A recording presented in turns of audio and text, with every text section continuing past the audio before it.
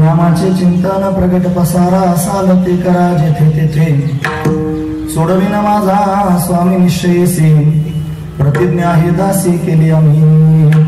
प्रस्तुत प्रसंगी कीर्तन रूपी सेवेकरिता निवडलेला अभंग जगद्गुरु जगत्वंदनीय सर्वांच्या अंतःकरणाचा अधिष्ठान असणारे माऊली तुकोबाराय यांचा 4 चरणांचा आणि वारकरी संप्रदायाची विशेष नामचिंतन रूपी साधना प्रगट करत तिचा सर्व जीवांना सर्व जनांना दृढ असणारा विश्वास प्रतिपादन करून सांगण्याकरिता प्रतिज्ञा करणारा अशा पद्धतीचा हा अभंग आहे। या अभंगामध्ये माऊली तुकोबारे आपल्याला काय प्रतिपादन करून सांगतात तत्पूर्वी आपण एकदा संतांना नमन करूया। श्री संतांची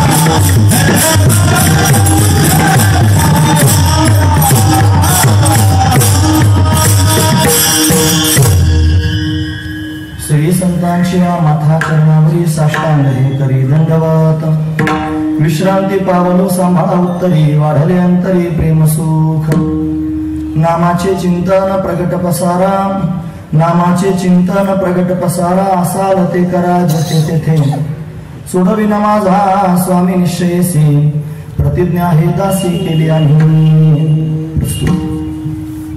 प्रतिवर्षीप्रमाणे याही वर्षी होणार आपला हा अखंड हरिनाम सप्ताह। या सप्ताहातील असणारी प्रथम क्रमांकाची भगवंताची कीर्तन रूपी सेवा ही अकारण करुणावरून आले भक्त काम कल्पद्रुम भगवान पांडुरंग परमात्म्याच्या अथांग करुणेने त्याच्या दयेने आणि या सर्व संयोजक मंडळींच्या माध्यमातून विशेष करून हरिभक्तीपरायण आदरणीय श्री महेश दादा लांडगे यांच्या माध्यमातून त्यांनी ही सेवा आमच्या वाटेला आलेली आहे.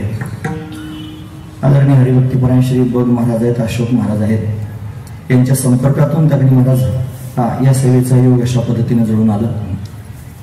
आज पहिला दिवस आहे, नामापर चिंतन केलं पाहिजे म्हणून चिंतनाकरिता अभंग नामापर प्रकरणातला विशेष वारकऱ्यांची साधना वर्णन करून सांगणार अशा पद्धतीचा अभंग आहे.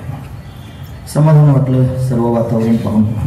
सगळे वारकरी आहेत, उत्स्फूर्तपणे भगवंताचं चिंतन करण्याकरिता तयार आहेत. पण आज गंभीर मला सापडले, सापडत नाहीत ते आता घाई सगळ्यांच्या समवेत भगवंताचं चिंतन त्यांनी करायचं आहे. थोड्या वेळ आता 8 तर वाजलेले आहेत, म्हणजे 9 वाजेपर्यंत आपण साधारणतः आता बोलणार आहोत. पहिला दिवस म्हटलं की मंगलाचा दिवस असतो आणि मंगल त्यांनी करणं गरजेचं आहे. कर्मप्राप्त असणं असतं महाराज वारकरी संप्रदायामध्ये. या अनेक ठिकाणी ग्रंथाचं जर एखाद्या सुरुवात करायची असेल तर त्यात मंगल पाहिलं जातं. तसं कीर्तनाची कथेची सुरुवात करताना मंगल करणं गरजेचं आहे, म्हणून मंगल करण्याकरिता अभंग चिंतनाकरिता निवडलं. या अभंगाच्या माध्यमातून तुकोबर आहे विशेष रूपानं सुलभ असणारी साधना सांगतात. काय सांगतात ते सांगतायत, तुम्ही सर्वजण जर खरोखर भगवत प्राप्तीकरिता ललायत झाले असाल, जर मोक्षापर्यंत जायचं असेल, जर स्वरूपाची प्राप्ती करून त्यांनी स्वरूपाच्या ठिकाणी स्थिर व्हायचं असेल तर अन्य साधना त्यांनी जगामध्ये उपलब्ध आहेत. पण या सगळ्या साधना या कलियुगाच्या प्रभावानं त्यांनी सर्वांना शक्यच होतील असं मात्र नाही. मग सर्वांना शक्य होण्यासारखी साधना जर कोणती असेल तर भगवंताचं नामचिंतन ही साधनाच आहे. म्हणून सर्वांनी त्यांनी भगवंताचं नामचिंतन करावं, कुठेही करावं, कोणत्याही अवस्थेत असाल तिथे त्यांनी करावं.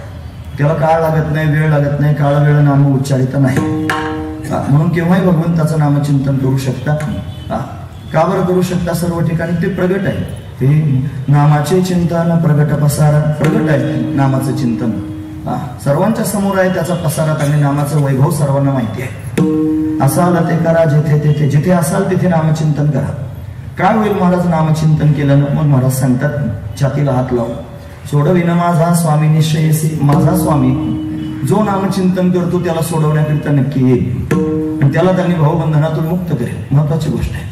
सोडविन माझा स्वामी निश्चयसी, प्रतिज्ञा हे दासी केली आम्ही. स्वामी तुमचा सोडवण्याकरिता येईल ही गोष्ट कळाली, तर तुम्ही एवढं ठामपणे का सांगतात? महाराज म्हणतात, आम्ही तशी प्रतिज्ञाच केलेली आहे. आम्ही दासी प्रतिज्ञा केली, आम्ही दासांनी अशी प्रतिज्ञा केलेली आहे. प्रतिज्ञेला दासी केला असं डोक्यात आणायचं नाही तर प्रतिज्ञा हे दासी केली आम्ही. ती प्रतिज्ञा दासी केली नाही, आम्ही दासांनी अशी प्रतिज्ञा केली की जो भगवंताचं नामचिंतन करीन भगवान त्याला सोडवण्याकरिता येईल. हे तुकोबरायांचं म्हणणं आहे.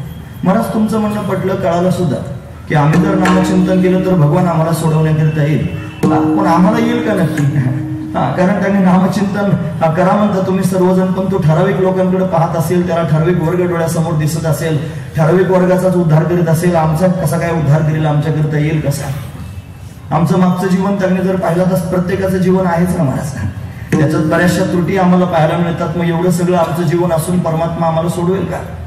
ते म्हणलं काय चिंता करू नका. तुम्ही असा प्रश्न विचारता त्याचं कारण तुम्हाला भगवंताचा स्वभाव माहित नाही. त्याचा स्वभाव कसा आहे? तो त्यांनी कोणत्याही प्रकारचे गुणदोष पाहत नाही. जो त्याचं कीर्तन करतो त्याचे, जो अखंड त्याचं नामसंकीर्तन करतो, भगवान त्याचे गुणदोष त्यांनी पाहत नाही. फक्त त्या नामसंकीर्तनात प्रेम असलं पाहिजे. जो प्रेमानं नामचिंतन करतो, अखंड नामचिंतन करतो, परमात्मा त्याला सोडवण्याकरिता येतो. तो गुणदोष काही कीर्तनात त्यांनी पाहत नाही. प्रेमानंच वश होतो, आपलासा त्यांनी होतो आणि प्रेमानं वश होऊन त्यांनी भक्तांना सोडवण्याकरिता येतो. हा त्याचा स्वभाव आहे. तो स्वभाव लक्षात घेतला पाहिजे आणि तो स्वभाव जाणून भगवंताचं चिंतन करायला आपण सुरुवात केली पाहिजे. महाराज कळालं तुमचं म्हणणं. बस आम्ही आता त्यांनी भगवंताचा स्वभाव जाणून भगवंताचं नामचिंतन प्रेमानं करणार आहोत. भगवान आम्हाला सोडवण्याकरिता येणार आहे असं तुम्ही स्पष्ट शब्दात सांगितलं. पण असं नामचिंतन करत असताना परमात्मा त्यांनी सोडवण्याकरिता येतो, परमात्म्याची भेट होते, परमात्म्याचं दर्शन होतं, परमात्म्याचा साक्षात्कार होतो. या सगळ्या गोष्टी जीवनामध्ये होतात नामचिंतनाच्या माध्यमातून. पण हे सर्व झाल्यानंतर नेमकं काय होतं ते तरी सांगा. मग म्हणलं, तुका म्हणे कटू वाटतो प्रपंच, रोकडे रोमांच कंठ दाटे. भगवंताचं प्रेम ज्याच्या जीवनात प्राप्त झालं त्याला त्यांनी प्रपंच कटू वाटू लागतो. सगळ्यात पहिला मुद्दा हे लोकोत्तर बोलणं आहे महाराज. लोकांना प्रपंचासारखं काहीच गोड लागत नाही. प्रपंचासारखं गोड जगात दुसरं काहीच वाटत नाही. त्यांच्या समोर तुकोबर आहे म्हणतात, तुका म्हणे कटू वाटतो प्रपंच. परमात्म्याच्या प्राप्तीने प्रपंच कटू वाटू लागतो. आणि दुसरा महत्वाचा मुद्दा म्हणजे असा की त्याचं प्रेम प्राप्त झाल्या कारणानं ते प्रेम जर सांगायला सुरुवात केली तर कंठ दाटून येतो, सर्वांगावर त्यांनी रोमांच उभे राहतात. तुका म्हणे कटू वाटतो प्रपंच, रोकडे रोमांच कंठ दाटे. प्रत्यक्ष रोमांच अंगावर त्यांनी उभे राहतात आणि त्या भगवंताच्या प्रेमानं कंठ दाटून येतो. अशी दिव्य असणारी अवस्था भगवत नामचिंतनाच्या साधनेनं प्राप्त होते. म्हणून त्यांनी नामचिंतन सुलभ आहे, सर्वांनी करण्यास योग्य आहे. जगाचा मालक त्यांनी त्या नामचिंतनानं प्रसन्न होऊन आपला स्वीकार करत असतो, तो सोडवण्याकरिता येतो.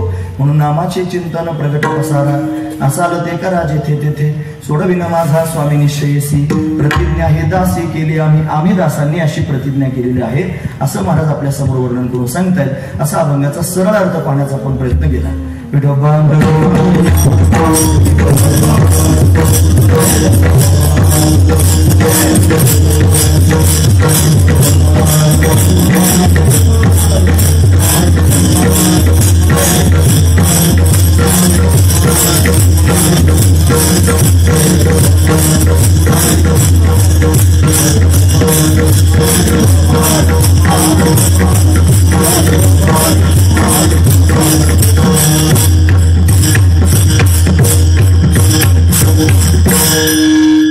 नामाचे चिंतन प्रगट पसारा, असाल ते करा जेथे तेथे, सोडविना माझा स्वामी निश्चयसी, प्रतिज्ञा ही दासी केली आम्ही.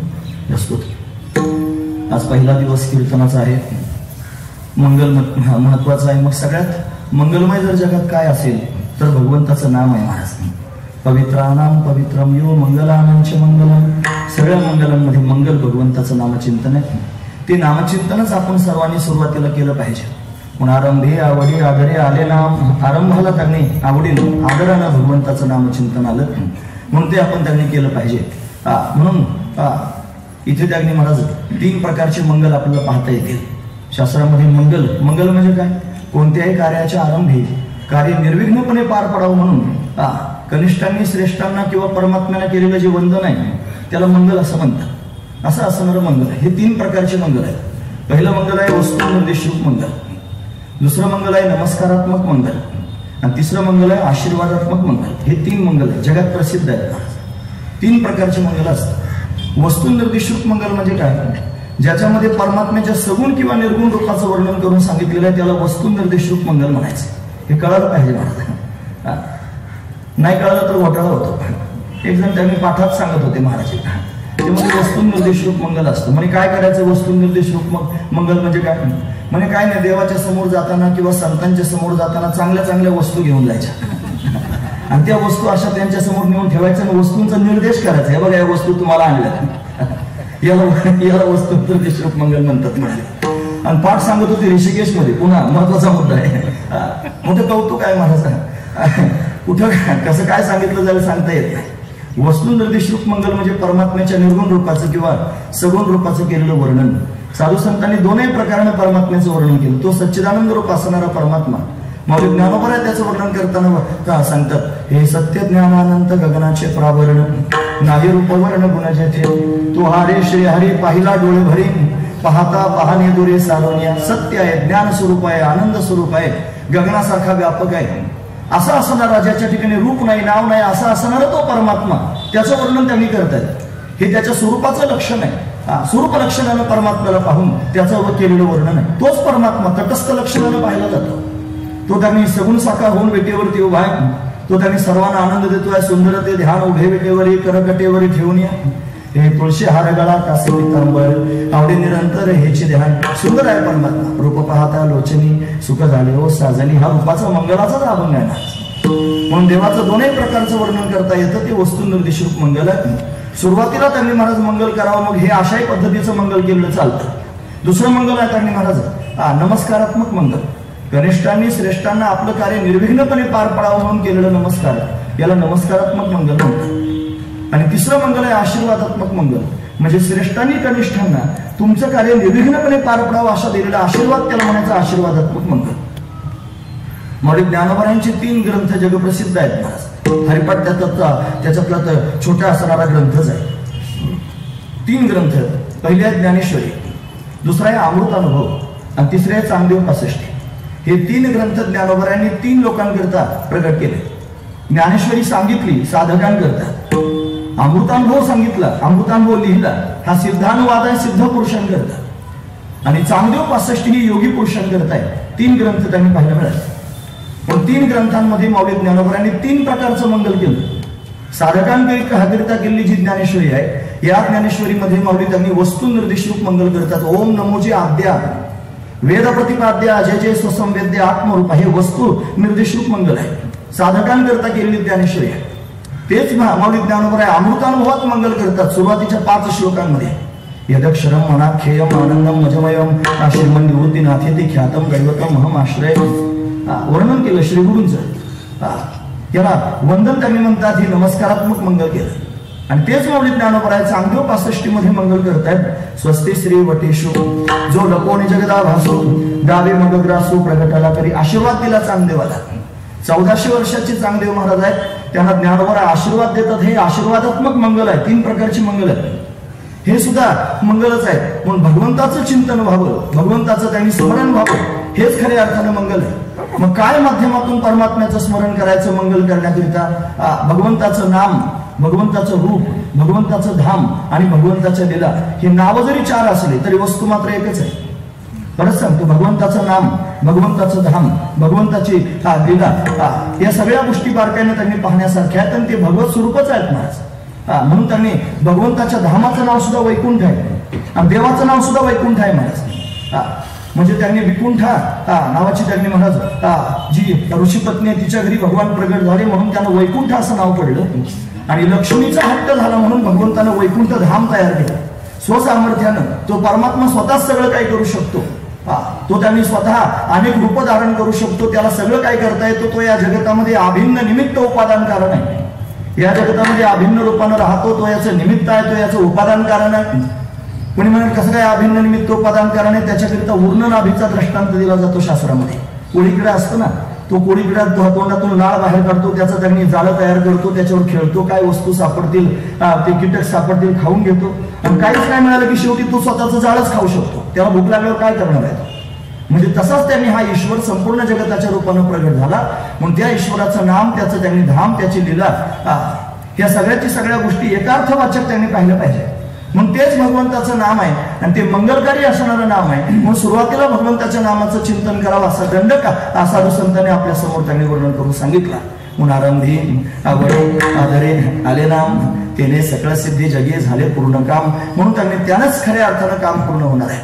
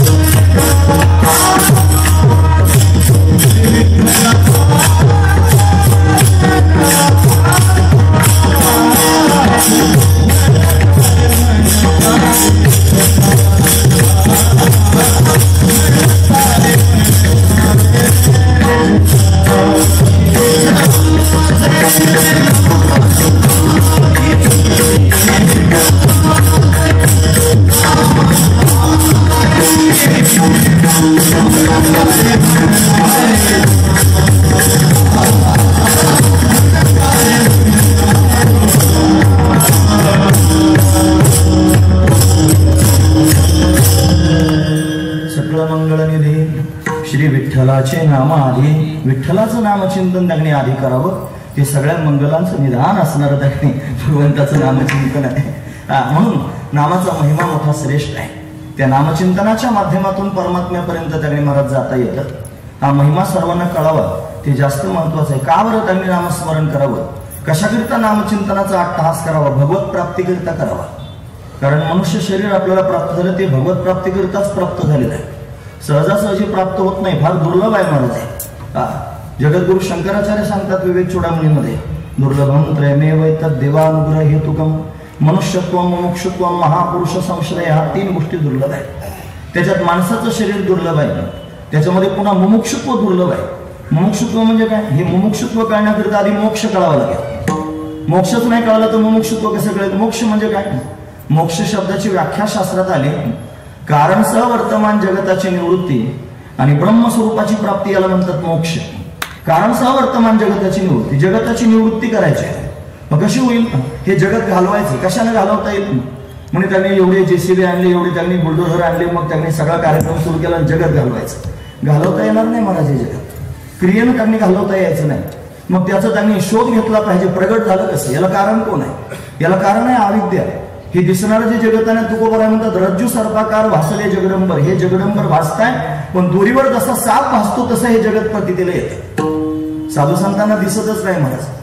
कारण ते त्या दिव्य बोधावर आहेत. त्यांना जगत नावाची वस्तू ते म्हणतात प्रपंच एक झाला होता, हे तो समूळ मिथ्या वार्ता न दिलमागुता कदा कल्पांती घडेना. त्यांच्या दृष्टीने झालंच नाही. हा अजातवाद आहे महाराज. अजातवादाच्या भूमिकेत गेल्यानंतर, अजातवाद म्हणजे माहिती आहे ना, अजातवाद म्हणजे याचा आज आणि त्याचा आज, दोघांचे आजात झालेला वाद म्हणजे अजातवाद. असा अर्थ त्याचा लावायचा नाही. अजातवाद म्हणजे तसं नाही. अद्वैत तत्वाचं प्रतिपादन करणारा जो त्यांनी शास्त्रार्थ आहे त्याला अजातवाद म्हणतात. जिथे कैवल्य सांगितलं जातं, केवलता प्रतिपादन करून सांगितली जाते, तो त्यांनी खऱ्या अर्थाला अजातवाद आहे. त्याच्यात एकरूपता सांगायची. त्याच्याकरिता दृष्टांत दिला माऊलींनी. ते म्हणतात गंधर्वदुर्ग काय पाडावे, शश विषाण काय मोडावे, होवावे मग तोडावे खपुष्पकी. गंधर्वदुर्ग आकाशात ढग दिसतात आणि ते किल्ल्यासारखे वाटतात. आणि लहान मुलांना तर आपण दाखवतो म्हणे बघा किल्ला किती सुंदर दिसतोय. म्हणे काय केलं पाहिजे? हा राक्षसाचा किल्ला आहे म्हणे, पाडायला जायचा. आता पाडायला जाऊन जमेल का? अहो तो नाहीच किल्ला तर पाडायचं काय? त्याचं अस्तित्वच नाही.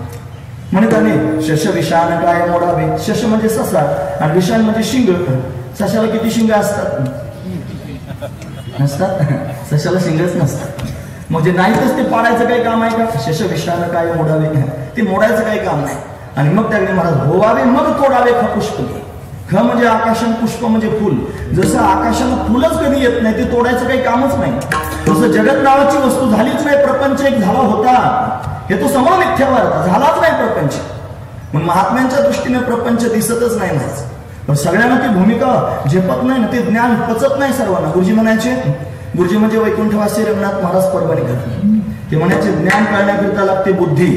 लक्षपूर्वक ऐका. ज्ञान कळण्याकरिता असावी लागते बुद्धी, ज्ञान पटण्याकरिता असावं लागतं पुण्य, आणि ज्ञान झेपण्याकरिता असावा लागतो अधिकार. बुद्धी नसेल ज्ञान कळत नाही, पुण्य नसेल ज्ञान पटत नाही. सांगितलं तरी त्याला कळतं पण पटत नाही. आणि अधिकार नसला की झेपत नाही. म्हणून त्यांनी ज्ञान झेपण्याकरिता अधिकाराची गरज आहे. अजातवाद झेपायचा असला की अधिकार व्हावा लागेल, अनाधिकाराला झेपत नाही. मग खाली यावं लागतं. मग दुसरा वाद सांगतात, त्याला विवर्तवाद म्हणतात, त्याला अभ्यासवाद असं त्यांनी म्हटलं जातं. विवर्तवाद सांगितलं. मग त्याच्यात त्यांनी सांगितलं रज्जू सर्पाकार भासले जगदंबर. हे जगत त्यांनी भासलेलं आहे रज्जू सर्पाकार. मग का भासलं? जसं त्यांनी सर्प भासला ना त्या दोरीवरचा आणि घाबरून माणूस पडाला, त्याचं इदम रूपानं सामान्य ज्ञान झालं आणि विशेष रूपानं अज्ञान राहिलं. म्हणून तर खऱ्या अर्थानं त्यांनी तिथे भ्रम निर्माण झाला. भ्रमाला तो साप वाटला म्हणून डोकं फुटलं आणि हात मोडला. महत्वाची गोष्ट आहे. तसं या जगताकडे पाहताना त्यांनी महाराज याचं पूर्ण ज्ञान झालं नाही. अविद्या अज्ञानामुळे त्यांनी महाराज भ्रमानं जगत प्रतीला येऊ लागलं. हे भ्रम किंवा अविद्या त्यांनी महाराज त्याचं मूळ कारण आहे. या भ्रमानं जगत प्रतीला येत आहे. मोक्ष शब्दाची व्याख्या आपण पाहतो, कारण सवर्तमान जगताची निवृत्ती. मग काय कारण आहे? अविद्या कारण आहे. आणि कार्य असणार हे जगत आहे, त्याला घालवायचं. ब्रह्मस्वरूपाची प्राप्ती, ब्रह्मप्राप्ती त्यांनी करून घेणं हे त्यांनी महत्वाचं आहे. याला मोक्ष म्हणतो. अजून एक व्याख्या आहे मोक्षाची, आत्यंतिक दुःखाची निवृत्ती, परमानंद सुखाची प्राप्ती, याला मोक्ष म्हणतात. अशा मोक्षाच्या प्राप्तीची जी इच्छा तिला म्हणतात मुमुक्षुता. ही मुमुक्षुता आहे. म्हणजे माणसाचं शरीर दुर्लभ आहे, त्याच्यात मोक्ष प्राप्त करून घेण्याची इच्छा दुर्लभ आहे. आणि त्याच्यात पुन्हा त्यांनी म्हणत तो मोक्ष प्राप्त करून देणारा महापुरुष भेटणं दुर्लभ आहे. तो सहजासहजी भेटत नाही. हे 3 देवाच्या अनुग्रहानं भेटत असतात. दुर्लभम त्रयमेव तत् देवानुग्रह हेतुकम. देवाच्या अनुग्रहानं प्राप्त होणाऱ्या 3 गोष्टी: मनुष्यत्व, मुमुक्षुत्व, महापुरुष संश्रय. मनुष्यत्व, मुमुक्षुत्व त्यांनी महापुरुषाची संगती त्याच्या माध्यमातून प्राप्त होते. म्हणून त्यांनी हे कशाकरिता नामचिंतन करायचंय, कोणत्या कारणाकरिता नामचिंतन करायचं कळालं पाहिजे ना. हे नामचिंतन त्यांनी खऱ्या अर्थानं भवबंधनातून मुक्त होण्याकरिता करायचंय. हे नामचिंतन त्यांनी महाराज मोक्ष स्वरूपाच्या प्राप्तीकरिता करायचंय. भव बंधन आहे आणि आपल्या सगळ्यांच्या ठिकाणी ते लागलेलं आहे. भव हा जो शब्द आहे ना, व्याकरणाच्या दृष्टीने पाहाल तर भू नावाच्या धातूपासून तयार झाला. भू भवती म्हणजे होणे, होणे होणे अर्थाने काय त्यांनी झालं म्हणजे ईश्वर त्यांनी झाला. एक सच्चिदानंद असणारा ब्रह्म आहे, पण ईश्वरत्व त्याच्या ठिकाणी आला. तो जीव झाला आणि तो जगत झाला. म्हणजे ईश जीव आणि जगत प्रत्यक्ष पाहायला मिळाले. हेच त्यांनी महाराज खऱ्या अर्थानं बंधन आहे. आणि या बंधनातून जर मुक्त व्हायचं असेल तर कोण मुक्त करू शकतं? हे भगवंताचं नाम मुक्त करू शकतं. हे सगळ्यात महत्वाची चिंतनातली गोष्ट आहे महाराज. नामचिंतन का करायचंय त्याच्या मागचं हे कारण आहे. भवबंधनातून मुक्त होण्याकरिता त्यांनी अनेक प्रकारचे साधनं पाहता येतील. गीतेमध्ये 3 कांड वर्णन करून सांगितलं. कर्मकांड सांगितलं, उपासनाकांड सांगितलं, ज्ञानकांड सांगितलं. या सगळ्या माध्यमातून त्यांनी प्रवास आपल्याला करता येऊ शकतो.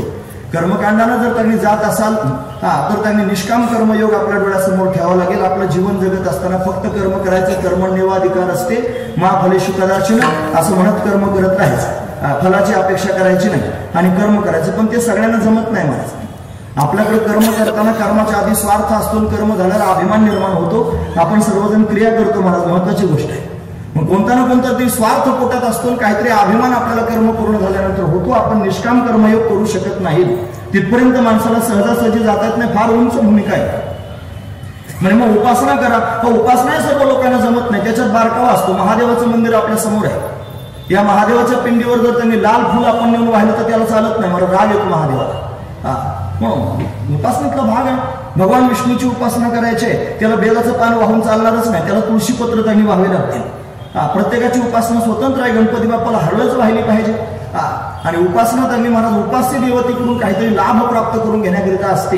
ती उपास्य देवता प्रगट होते आणि त्याच्या माध्यमातून काहीतरी लाभ जीवनामध्ये प्राप्त करून घ्यायचा आहे. सर्व लोकांना त्यांनी सहजासहजी तेही करता येत नाही. मग ज्ञानाच्या माध्यमातून प्रवास करा म्हटले ज्ञान प्राप्त करून घ्या. ज्ञान प्राप्त करून घेणं तरी काय सोपी गोष्ट आहे का? ते ज्ञान प्राप्त करण्याकरिता आधी त्यांनी महाराज नजर असावी लागेल. त्याला परिभाषा कळावी लागेल. त्याला महात्मा भेटावं लागेल. मग श्रवणाचं अंग त्यांनी यावं लागेल. मग तो समोर जाऊन बसून त्यांना ऐकावं लागेल. मग ग्रंथांचं पांड अध्ययन व्हावं लागेल. आणि मग खऱ्या अर्थानं त्याच्या पोटात काहीतरी बोध उतरेल. सहजासहजी नाही. ज्ञानाच्या प्राप्तीचा अधिकार आहे. ज्या मनुष्यानं या जन्मी किंवा पूर्वजन्मी निष्काम कर्म आणि निष्काम उपासना करून अंतःकरणातील मल आणि विक्षेप हे 2 दोष निवृत्त केलेले आहेत. आणि आवरण नावाचा दोष ज्याच्या चित्तात आहे, आवरण निवृत्तीकरिता जो साधन चतुष्टय संपन्न आहे, तो ब्रह्मज्ञान विचाराचा अधिकार आहे. किती लांबच व्याख्या आहे. बरं त्यानं काय काय करावं त्या ज्ञान प्राप्तीकरिता? त्यानं त्यांनी बहिरंग साधन सांगितलं, यज्ञादी कर्म आणि उपासना. मग त्याच्यापेक्षा अंतरंग साधन सांगितलं, विवेक वैराग्य समाधी षटक मुमुक्षुत्व. त्याच्यापेक्षा श्रवण मनन निधिध्यासन, मग तत्व पदार्थ शोधन. मग एवढं सगळं करून त्यांनी महाराज त्या ज्ञान स्वरूपापर्यंत जायचं. मग तत्वमस्यादी महावाक्याचा बोध अंतःकरणात ठसावून त्या स्वरूपामध्ये तदाकार व्हायचं. मग त्याला पूर्णत्व प्राप्त होतं. या माध्यमातून जाण्याचा प्रयत्न तुम्ही ऐकतात ना पण सर्वजण. हे जर मी शेवटी सांगितलं तर तुम्ही कोणी ऐकणार नाही. म्हणून आधी सांगून घेतोय. कीर्तन करणं असंच करत जावं. त्यानंतर जे सांगायचंय अंतःकरणापासून त्यांनी महाराज ज्या भावनेवर सर्व लोकांना घेऊन जायचं ते सुरुवातीलाच सांगायचं. हे कठीण प्रक्रिया सुरुवातीला झेपतात. नवीन त्यांनी फ्रेश मूड असतं सगळ्या लोकांचं ऐकायचं. म्हणून ते चांगलं ऐकून घेतात. वास्तविक पाहता कीर्तनामध्ये या प्रक्रिया सांगायच्या नसतात. जर सांगितलं की लोक झोपतात, त्यांना परिभाषा कळत नाही ना महाराज. त्यांना त्याची नजर नसते. मग हे सगळं सांगायचं म्हणल्यानंतर हे सांगून फक्त आपण तोंड सुख घेतो. लोकांना असं दाखवतो की मला फार सांगता येत आहे.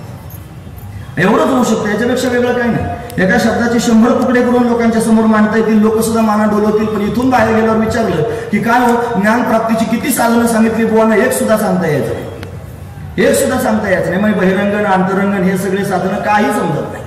कठीण आहे मला. त्याच्याकरिता पाठातच जाऊन बसलं पाहिजे आणि पांत अध्ययन केलं पाहिजे. महत्वाचं आहे. पण सांगूच नाही का? मग सांगावं ना. हे त्यांनी महाराज नमुना म्हणून सांगावं कीर्तनामधून. मग जेणेकरून त्यांनी एखादा मुमुक्षू असतो त्याच्या लक्षात येते की मला मोक्ष मिळवायचं नाही, त्याच्याकरिता हे गरजेचं आहे. हे तर मला कधी माहितच नाही. मग हे केलं पाहिजे. मग तो आवर्जून विचारलं तो महाराज हे कुठं केलं पाहिजे, कोण सांगू शकतं? मग सांगता येतं आमच्या महात्म्याकडे जा, ते तुला पाठ सांगतील. महत्वाची गोष्ट आहे. म्हणून त्यांनी महाराज अशी सुरुवात त्यांनी करावी. कठीण आहे. ज्ञानाच्या माध्यमातून सर्वसाधारण मनुष्याला त्यांनी घाईघाईने जाता यायचं नाही.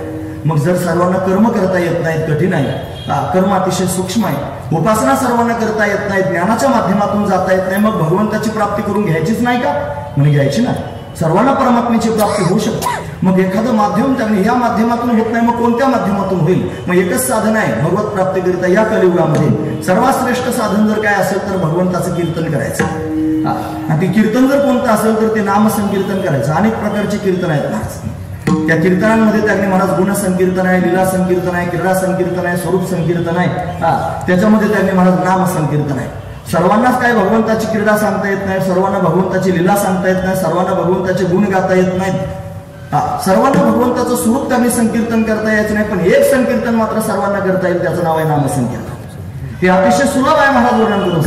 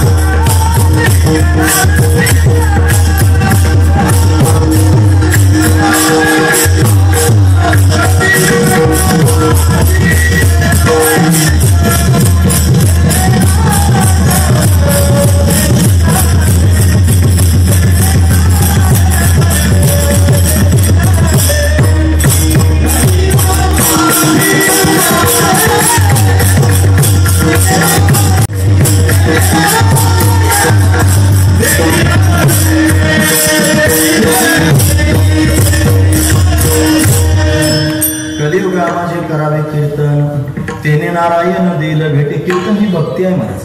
कीर्तन केल्यानं परमात्मा भेट देत असतो, कीर्तन केल्यानं परमात्मा त्यांनी दर्शन देत असतो, त्याचा साक्षात्कार होत असतो. गोष्ट खरी आहे.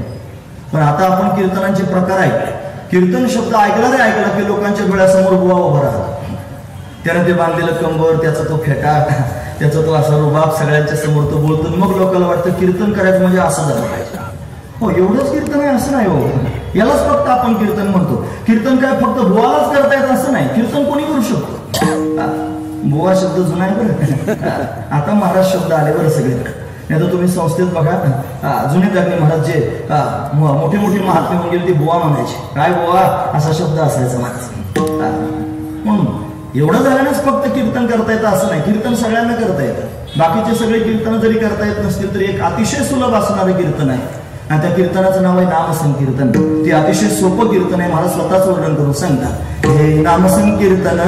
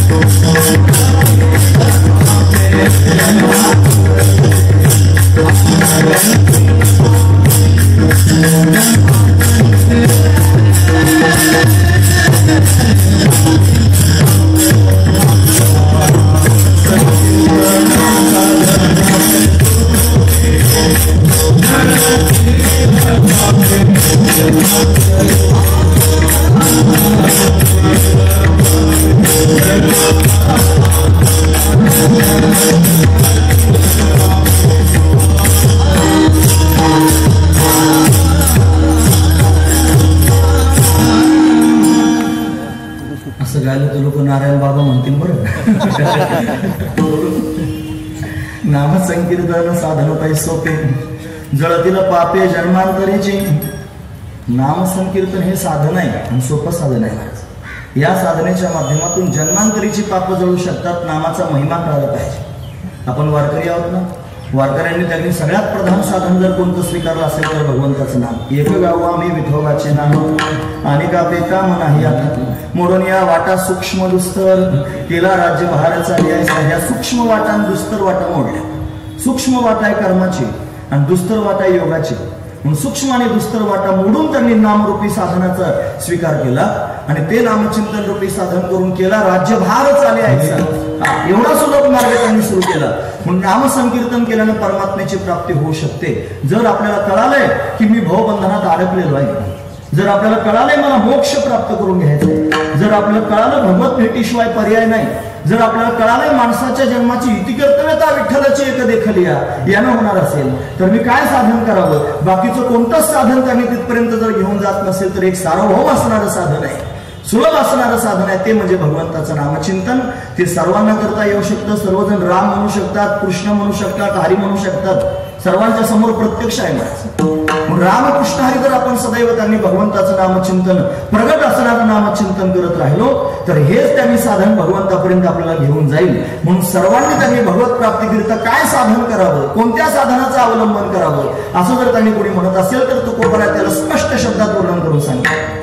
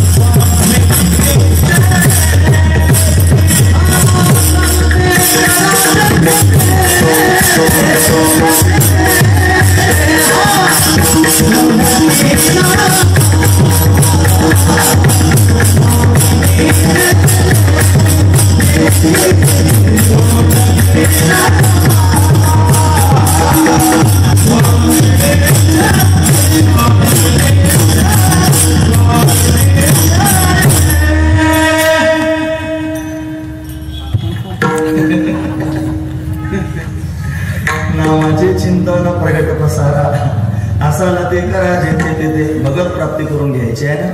मग काय करा, नामाचं चिंतन करा. ते प्रगट आहे, मला सर्वांच्या समोर आहे. त्याच्यात काही गुप्तता नाही, काही गौप्य नाही, काही लपून छपून नाही, सगळ्यांच्या समोर आहे. रामकृष्ण हरी विठ्ठल केशवा मंत्र हा जपावा सर्व काळ. आपण वारकरी आहोत ना, वारकरी संप्रदायाचा महामंत्र आहे म्हणत रामकृष्ण हरी. रामकृष्ण हरीच मंत्र का वारकऱ्याने जपावं हे वारकऱ्याला आधी कळालं पाहिजे. महत्वाचं राम शब्द डोळ्यासमोर आला की रामाचं आचरण डोळ्यासमोर उभं राहावं. कृष्ण शब्द त्यांनी डोळ्यासमोर आला की कृष्णाने दिलेला विचार डोळ्यासमोर उभं राहावं. आणि हरी त्यांनी म्हणत असताना जो पाप तापाचं दुःखाचं हरण करणारा हरी आहे असं त्यांनी समजून त्याचं चिंतन करून त्यांनी महाराज जीवन मंगलमय करून घ्यावं. रामाचा आचार, कृष्णाचा विचार आणि हरिनामाचा उच्चार या तीन गोष्टी जीवनात महत्वाच्या आहेत. का रामकृष्ण हरी म्हणायचे त्याचं हे कारण आहे. रामकृष्ण हरी सर्वांना माहिती आहे, कोणी म्हणू शकतो, सर्वांना अधिकार आहे. सकलासी येथे आहे अधिकार. हे कलियुगी उद्धार हरीच्या नाम भगवंताच्या नामचिंतनाने सर्वांचा उद्धार होऊ शकतो. म्हणून सर्वांनाच अधिकार आहे नामचिंतन करण्याचा. प्रगट आहे नामाचा पसारा सर्वांच्या समोर त्यांनी उभा आहे. जिथे असाल तिथे भगवंताचं नामचिंतन करू शकता. कोणीतरी विचारलं, महाराज नामचिंतन करा म्हणतात, नामस्मरण करा म्हणतात, नाम घ्यायचं असं म्हणतात, त्यानं भगवान कृपा करेल म्हणता. गोष्ट खरी आहे, पण हे नामचिंतन त्यांनी ठराविक वेळेलाच केलं पाहिजे नाही का? जर सगळ्या वेळेला त्यांनी केलं तर काही घोटाळा होऊ शकतो का? ते म्हणजे कधी करा.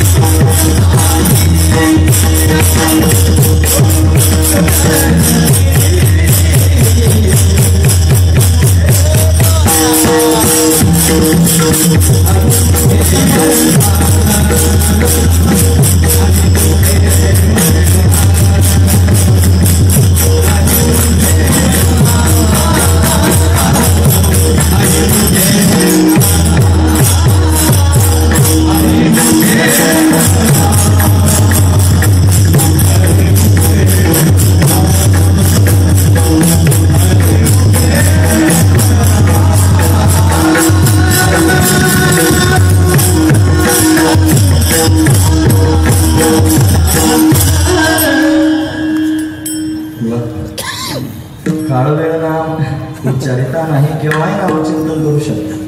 त्याला काय काळ वेळ नाही म्हणायचं. काशीवरून एक पंडित तुकोबारांना भेटायला आले होते. तुकोबारांना भेटायचं म्हणून घरी विचारलं कुठे आहेत तुकोबारा, ते म्हणे बाहेर दिशेला गेले, म्हणजे संडासला गेले होते. आणि ते त्यांनी शेतामध्ये बसले होते तुकोबारा. याला एवढा उतावळा झाला, म्हणलं तुकोबारा पाहायचे कसे आहेत, घाई झाली त्याला. पाहण्याकरिता त्यांनी गेलं. एवढ्या घाईनं पाहण्याकरिता गेलं. तुकोबाराय बसले होते. बसलेल्या अवस्थेत त्यांनी भगवंताचं नामचिंतन करते. रामकृष्ण हरी रामकृष्ण हरी रामकृष्ण हरी. त्यानं आपलं डोकावलं मागे फिरला आणि मागे त्यांनी जाऊ लागला. तुकोबारायनं वाटलं कोण मनुष्य मला भेटण्याकरिता आला होता. पाहून मागे जाण्याकरिता निघाला गायगायनं. ते नित्यकर्म आटोपलं निघाले मारत त्याच्या मागे. म्हणे थांबा थांबा म्हणे. थांबायला त्यांनी भाग पाडलं म्हणे थांबा म्हणे. मला पाहून त्यांनी असे तुम्ही का निघून चालत. म्हणलं तुमचं नाव ऐकून आलो होतो. हा तुम्ही श्रेष्ठ हातन असे हातन तुमचा महिमा तिकडे काशीपर्यंत जाऊन पोहोचला पाहायला आलो. पण आज कळालं तुमचं काय खरं नाही. म्हणजे का आलो खुशाल बाहेर दिशेला बसले देवाचं नाव तोंडाने घेता रामकृष्णारी तुम्हाला काय वाटतं का म्हणे. तुकोबारामध्ये खरं सांगू का, बरोबर आहे तुमचं म्हणणं, देवाचं नाव असं त्यांनी बसल्यावर घ्यायचं कसं. पण माझी जीभ मला अनावर झालेली आहे. माझी मजा झाली अनावर वाचा छंद या नामाचा घेतल असे असं काय म्हटलं. तुझी वाचा तुला अनावर झाली काय. कुठेही अमंगल ठिकाणी भगवंताचं नामचिंतन करतोस. पाहू म्हणे तुझी जीभ त्यांनी अमंगल ती त्यांनी अनावर झाली म्हणतोस. तुकोबारायांची जीभ त्यांनी घेतली त्यानं अशी हातात पकडली महाराज. तुकोबारायांची जीभ पकडल्याबरोबर चमत्कार झाला. त्यानं तुकोबारायांची जीभ हातानं पकडल्याबरोबर याच्या मुखातून रामकृष्ण हरी सुरू झाला. जीभ त्यांनी पकडली की याच्या मुखातून रामकृष्ण हरी रामकृष्ण हरी. जीभ सोडली की बंद व्हायचं, जीभ धरली की रामकृष्ण हरी म्हणायचं. खरोखर जीभ अनावर झाली होती. कुठेही नामचिंतन करू शकतात असा विचार करू नका मी कोणत्या ठिकाणी. प्रल्हादाचा जन्म झाला तुम्हाला माहिती आहे. कयाधूच्या पोटी प्रल्हादाचा जन्म झाला. काय झालं असेल एवढा सात्विक मुलगा जन्माला आला. दैत्याच्या घरी का बरं जन्माला आला असेल. अहो त्या हिरण्यकश्यपूनं दिवसभर नारायण नारायण नारायण ऐकलं होतं का नाही. ते पक्षी यायचे नारायण नारायण नारायण म्हणायचे. आणि ती कयाधू नारायणाची भक्त होती. रात्रंदिवस नारायण नारायण म्हणत होती. ज्या रात्री घरी मुक्काम केला त्यानं आणि दोघांचा समागम झाला त्या काळामध्ये त्यांनी याच्या अंतकरणामध्ये सदैव नारायणाच्या नामाचं स्मरण होतं. म्हणजे कोणत्याही वेळेला तुम्ही भगवंताचं नामचिंतन करू शकता हे मला सांगायचंय. मी याच्यापेक्षा खाली जाऊन काय सांगतो. कुठेही नामाचे चिंतन प्रगट पसारा असाल ते करा. जेथे तेथे जिथे असाल तिथे करा नामचिंतन करा. ते नामचिंतन महत्वाचं आहे. त्यानंच खऱ्या अर्थानं भवबंधनातून मुक्त होता येईल. हो पण म्हणे महाराज आम्ही ऐकले बऱ्याच ठिकाणी की बंधनातून मुक्त होण्याकरिता मोक्ष स्वरूपाच्या प्राप्तीकरिता त्यांनी ज्ञानाचीच गरज आहे. वाचून ज्ञानविन येते उपाय करसे जितुके तरी गुंफिसे अधिके रुखी ये. मग त्यांनी ज्ञाना वाचून दुसरा त्यांनी उपाय चालत नाही. म्हणजे ज्ञानेन मोक्ष न तू मुंडनी. मग ज्ञानानं जर त्यांनी पूर्णत्व प्राप्त होतो तुम्ही नामानं कसं काय सांगता. ज्ञानानं मोक्ष प्राप्त होतो असं सर्वजण त्यांनी हात उंच करून सांगतात. आणि तुम्ही नामानं मोक्ष प्राप्त होतो असं सांगता. हो म्हणे आहे ना मुखी नाम हाती मोक्ष अशी साक्ष बहुतांची. मुखात नाम घेतलं की हातात मोक्ष प्राप्त होतो अशी साक्ष आहे बऱ्याच लोकांची. म्हणजे होतं काय नेमकं सांगा. मग उलगडा करून सांगितलं पाहिजे. नामाला मोक्षापर्यंत कसं जाता येतं हे बघा. दोन प्रकारच्या मुक्ती आहेत. एक सद्योमुक्ती आहे आणि क्रममुक्ती आहे. सद्योमुक्ती म्हणजे ज्ञानाला प्राप्त होणारा जो मोक्ष आहे मुक्ती आहे सद्योमुक्ती. आणि क्रममुक्ती म्हणजे काय, क्रमाक्रमानं मोक्षापर्यंत जाणं. नामचिंतन करायचं, या नामचिंतनानं अंतःकरण निर्मळ होईल, पवित्र होईल, ज्ञानाचा अधिकार प्राप्त होईल. तो सर्वज्ञ असणाऱ्या ईश्वराला कळेल. ऐसी कर्मसाम्य दशा वय जेथ गिरेशा तै सद्गुरु आपैसा भेटेची की. मग त्यांनी म्हणत त्याची कर्मसाम्य दशा निर्माण झाल्यानंतर त्याच्या जीवनामध्ये सर्वज्ञ असणारा ईश्वर गुरुरूपानं प्रत्यक्ष प्रगट होईल. आणि गुरुरूपानं आल्यानंतर त्याला त्यांनी तत्वबोध प्राप्त करून देईल. आणि मग खऱ्या अर्थानं तत्वमसी आधी त्यांनी महावाक्याचं श्रवण झालं रे झालं की मग त्याच्या भावबंधनातून त्याला मुक्ती प्राप्त होईल. म्हणजे नामाच्या माध्यमातून क्रमाक्रमानं परमात्म्यापर्यंत जाता येतं. ही क्रममुक्ती आहे. नामचिंतन सर्वजण करू शकतात. नामावर विश्वास ठेवा, नामावर प्रेम करा, नामाचा आदर अंतःकरणामध्ये बाळगा, नामाला साधन समजा आणि नामाला साधन समजून त्याच्यावर आरूढ व्हा. हेच नामरूपी साधन तुम्हाला ज्ञानापर्यंत घेऊन जाईल आणि ज्ञानाच्या माध्यमातून मोक्षापर्यंत जाता येईल. महत्वाची गोष्ट म्हणून श्रद्धेनं नामचिंतन करा, आवडीनं नामचिंतन करा. म्हणून गोड आहे भगवंताचं नाम, अमृत आहुनी गोड नाम तुझे देवा, हे मन माझे केशवा काबाने घे. गोड आहे भगवंताचं नामचिंतन, ते केलं पाहिजे. म्हणून परमात्मा नामचिंतन केल्यानं सोडवतो. दोन न्याय मी तुमच्या समोर सांगतो. एक आहे त्यांनी महाराज मरकट किशोर न्याय आणि दुसरा आहे मार्जार किशोर न्याय. मरकट म्हणजे माकड आणि मार्जार म्हणजे मांजर. माकडालाही पिलं होतात आणि मांजरालाही पिलं होतात. पण फरक आहे महाराज माकडाच्या आणि मांजराच्या पिलांमध्ये. माकडीला पिलू झालं रे झालं की ती माकडी त्या पिलाला समजून सांगते आधी. ते म्हणते हे बघ मला या झाडावरून त्या झाडावर, या फांदीवरून त्या फांदीवर उड्या मारत फिरावं लागतं. तुला बरोबर घ्यायचं, एका हाताने तुला धरायचं मग उड्या मारायचं, ते शक्य होणार नाही. तुला जर जगायचं असलं, माकडी म्हणते पिलाला, तुला जर जगायचं असलं तर तू दोन्ही हातानं मला घट्ट धरून ठेवायचं, मग मी त्यांनी उड्या मारायला स्वतंत्र राहील.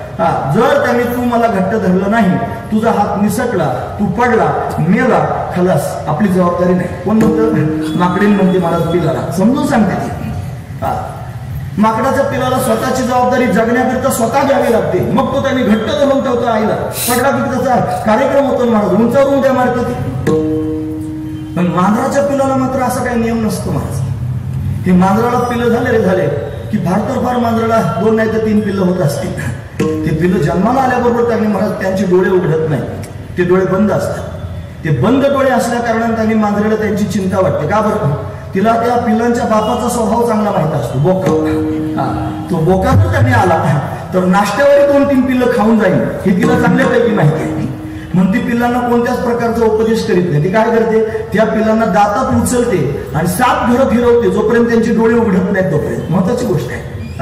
माकडीला पण पिल्लं होतात आणि मांजरीला पण पिल्लं होतात, पण माकडीने त्यांनी महाराज पिल्लाला अशा पद्धतीने सांभाळते आणि मांजर पिल्लाला अशा पद्धतीने सांभाळते. महत्वाची गोष्ट आहे. 7 घरं फिरवते महाराज. ते त्याचे डोळे उघडल्यावर मग तेच दात असतात ज्या दाताने उंदराचं ऑपरेशन करते. मांजरीचे तेच दात असतात महाराज. ज्याने उंदराची चिरफाड करते त्याच दातांमध्ये पिलाला त्यांनी उचलते आणि घेऊन जाते. तिचे दात त्यांनी पिला, तिच्यावरून मन प्रसिद्ध झाले. मांजराचे दात पिलाला लागत नसतात. अशी मन आहे महाराज. महत्वाची गोष्ट आहे. का सांगतो? कशाकरिता? 2 न्याय सांगितले, मरकट किशोर न्याय, मार्जार किशोर न्याय. माकडाच्या पिलाला जगायचं असेल तर स्वतःच्या सामर्थ्यानं जगावं लागतं आणि मांजराच्या पिलाला मात्र स्वतःचं सामर्थ्य वापरायचं काम नाही, त्याची आईच त्याला सांभाळत असते. याच्यातलं कोणतं पिलू तुम्हाला चांगलं वाटलं? माकडाचं का मांजराचं? मांजराचं पिलू होणं चांगलंच ना महाराज, त्याची आई त्याला सांभाळते. असंच आहे. जो स्वतः त्यांनी महाराज ज्ञानाच्या माध्यमातून परमात्म्यापर्यंत जाण्याचा विचार करत असेल, भक्तीचा ज्यानं स्वीकार केलेला नाही आणि फक्त ज्ञानार्जन करून जाण्याचा विचार करतो, तो स्वसामर्थ्यानं तिथपर्यंत जाण्याचा विचार करतो आहे. स्वसामर्थ्यानं जर निघाला आणि जर तिथपर्यंत जाता नाही, हात निसटला, पडला, मेला, खलास, परत जन्म घ्यावा लागेल. पण याच्या विरुद्ध त्यांनी गोष्ट आहे, भगवंताची शरणागती केली, भगवंताचं रूप आठवलं, भगवंताला आपलं म्हटलं आणि आपलं म्हणून त्याचं नामचिंतन जर करायला सुरुवात केली तर मांजराच्या पिलाला मांजर जशी सांभाळते तसा जगाचा मालक त्याच्या भक्तांना स्वतः सांभाळण्याकरिता येतो आणि त्याला बंधनातून मुक्त करून टाकतो. हा त्याचा दिव्य असणारा भाव आहे. म्हणून तर तुकोबराने हे समजून सांगायचंय, तुम्ही नामचिंतन करा, जिथे असाल तिथे करा, काही चिंता नाही. मग काय होईल असं नामचिंतन केल्यानं? हे नामचिंतन जर तुम्ही कराल तर माझा असणारा स्वामी तुम्हाला भवबंधनातून सोडवण्याकरिता येईल.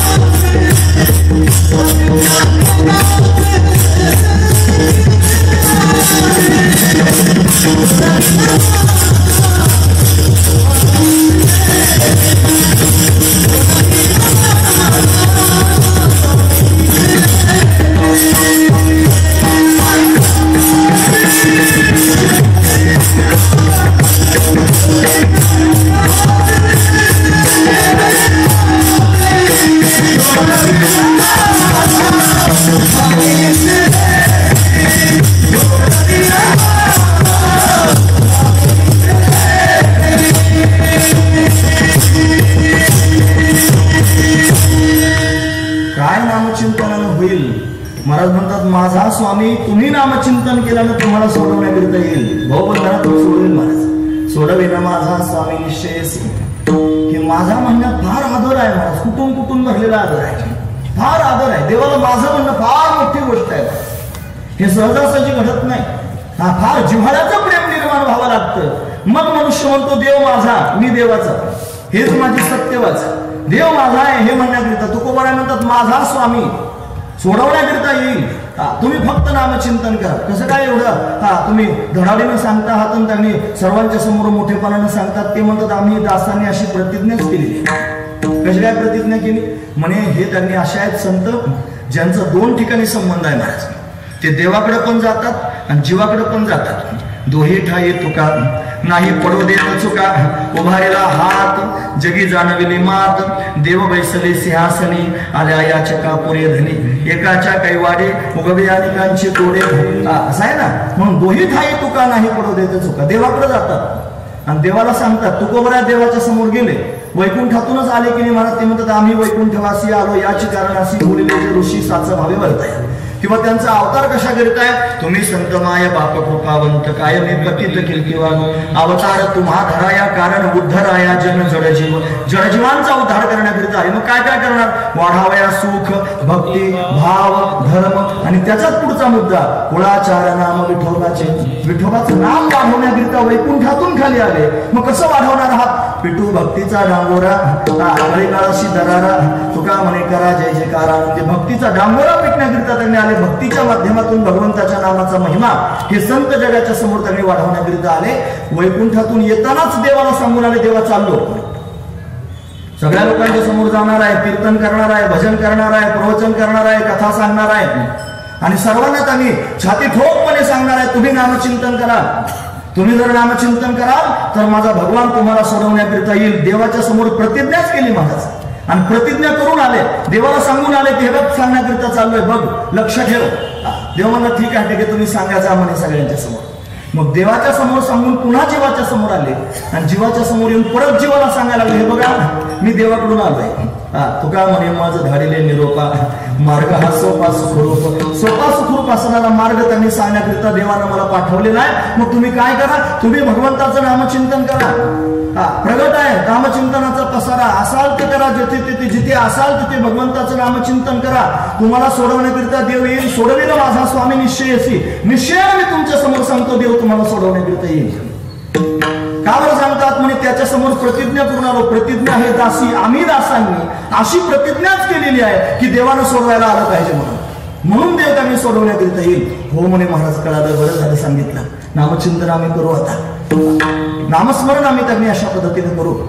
पण महाराज सगळ्यांचाच उद्धार करतो का देव नामस्मरण केल्याने?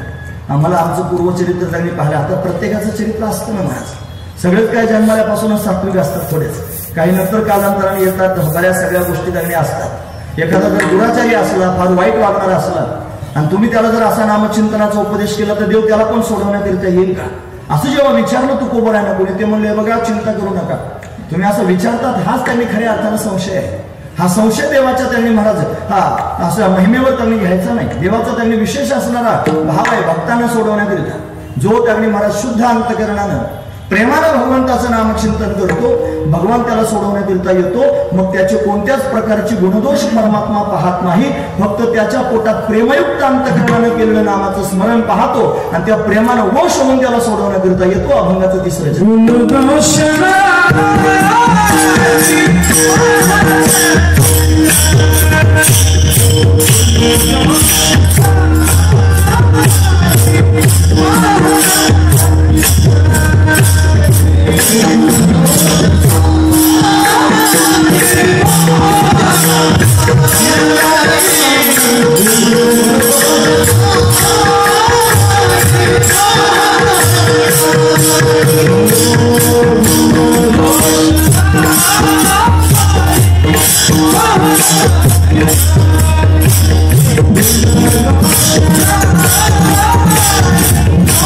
Oh